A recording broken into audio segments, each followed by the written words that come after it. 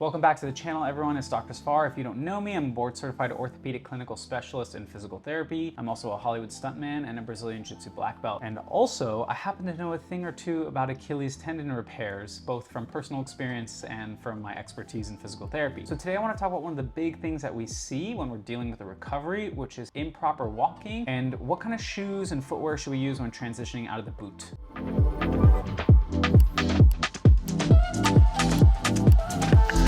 The reason this is very technical and nuanced is because we want to obviously get back to some sense of normal life, start walking so we can work on our calf strength. But if we walk too quickly or without the support that we need, we can over lengthen the tendon. And in the short term, it may feel totally normal, but down the road, if that tendon gets too lengthened and overstretched, it may feel like you're walking around on a flat tire. And also you just may not ever get the same strength back. So today, let's kind of get into the normal ways to walk. What are the mistakes that often happen after Achilles tendon repair and how we can avoid that? So first and foremost, let's talk about normal walking. I'll try to make this as simple as possible, but essentially when your foot makes contact with the ground, it starts with the toes in the air, so you start rocking forward and eventually rock off your toe. But what happens that's really important with this is as you start putting your foot down and rocking over your toe, your shin is going forward, and back here's your Achilles tendon, and it's being stretched out. What's supposed to happen is when it reaches its limit of stretch, the heel comes off the ground right before the other foot makes contact. This is called roll off, and it's really important because this Achilles tendon is eccentrically controlling the rate of stretch. In layman's terms, it's working really hard to store a bunch of energy to get ready to roll off. This is dictated on the stiffness of your Achilles tendon, your calf muscle strength, and a healthy Achilles tendon will have a really efficient, smooth roll off because it has enough tension built in the tendon. However, after surgery, when this Achilles tendon is still healing and is weaker than normal, many patients don't have the strength or tension in the Achilles tendon to roll off effectively. And because of this, we'll see a compensation known as late heel off. Instead of your heel rolling off before your other foot hits the ground, you'll wait till your other foot hits the ground so you feel like you have some strength and it's taking the weight so that the injured side will feel comfortable rolling off. The problem with that is your shin is going too far forward before it's rolling off. And that means with every step, this Achilles tendon is being stretched and stretched and stretched and stretched more. It becomes a vicious cycle because the more it gets stretched, the looser it gets, which means the weaker it is, so the more likely you want to stretch it and stretch it and stretch it. And it's really frustrating for patients during this phase because they feel stiff, and they are, but we want to generate some healthy stiffness. See, the Achilles tendon repair journey is almost like clay settling. And at the beginning, that clay is very wet and really easy to manipulate and maneuver, so we have to do it in the appropriate way. And later, as the journey of repair goes, the clay dries. And so we want to make sure that we don't overstretch and over lengthen it too early, because then we'll let it essentially dry in a stretched position. You can think of it that way. So how can we avoid this late heel off and overstretching?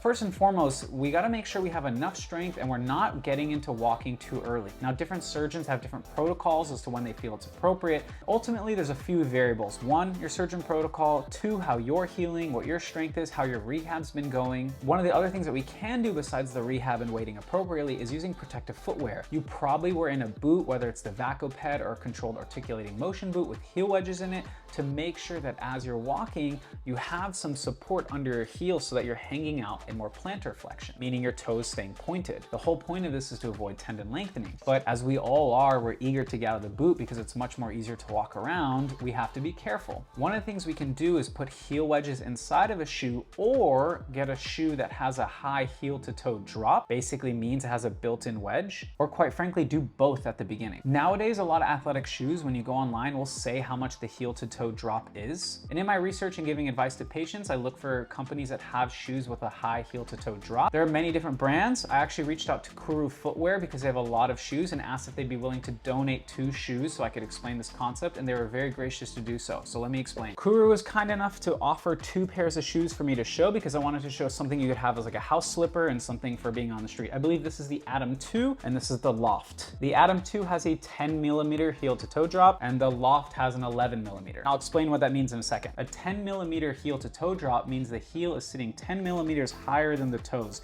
So you can think of it as you're at a slant.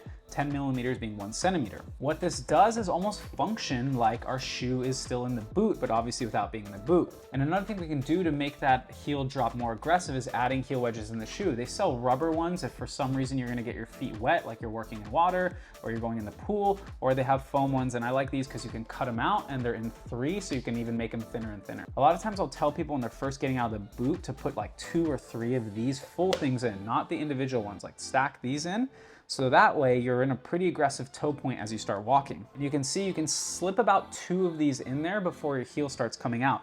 And the reason I like these is because when you're walking around the house, you might want to use sandals or something because you don't want to use your outside shoes inside. But the problem with sandals is it's hard to add some extra heel wedges in. So having a closed slipper like this is really helpful. And if you have a shoe with a high heel to toe drop, it'll feel like your foot is still in the boot and pointed. And what I'm gonna go ahead and do is cut these shoes so you can see what it looks like when the extra material is removed and see what the angle is I'm creating. So first off, I was really surprised at how comfy these shoes are, especially the Atom 2. They feel very springy and there's a nice heel cup. I believe these shoes are actually designed for people with plantar fasciitis, so there's a lot of attention to the heel, but it does feel like there's a nice little slant. However, I definitely think if this is right after transitioning out of the cam boot, you do want to slip a few heel wedges in, because although these do have a 10 millimeter heel drop, you're going to need some more heel wedges in just to protect the Achilles tendon. You can see when I've cut them what that heel drop looks like. Now obviously there is a sole around it with a heel cup, so it does look a little bit more aggressive than it actually is.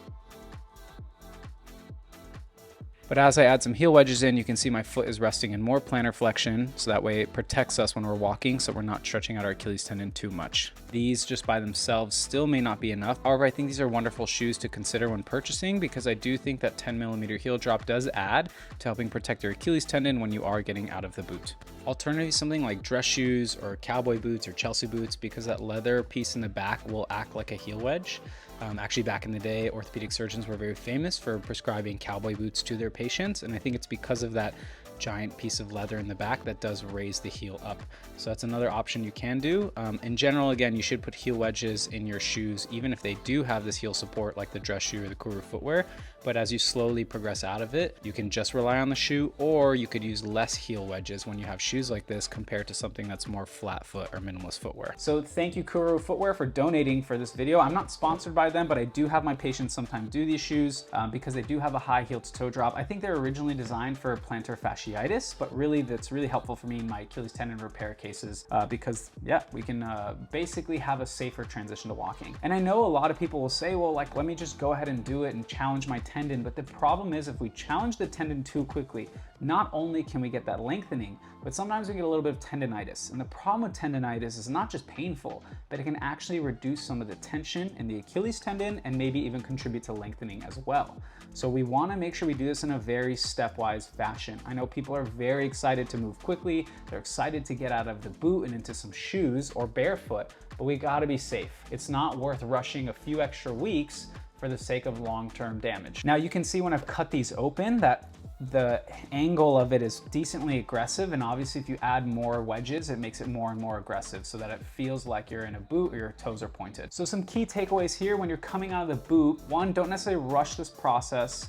2, you may need to work with a physical therapist on how to walk properly and train it. I have lots of tactics I use with my clients. You want to avoid this late heel off pattern because it can chronically just make that tendon loosen. And if your surgeon and physical therapist deems that you're ready to get out of the boot, use some supportive footwear, either with a shoe that has a high heel to toe drop and or adding some heel wedges to your shoes. And then you're going to slowly wean off those heel wedges or that shoe as well. Remember, protect the tendon early so we can preserve the strength later. A strong roll off will ultimately help not only with our long-term function, but good sport recovery too. If you're recovering from an Achilles tendon tear, I'm so sorry, but if you haven't seen any of my other videos, please check them out. I think they're very helpful. If you're looking for a physical therapist, you can always reach out to me. If you're in the Los Angeles area, we can do in-person visits. If you're remotely, we can also do video visits as well. Thank you so much for watching, and I hope you're having a good day.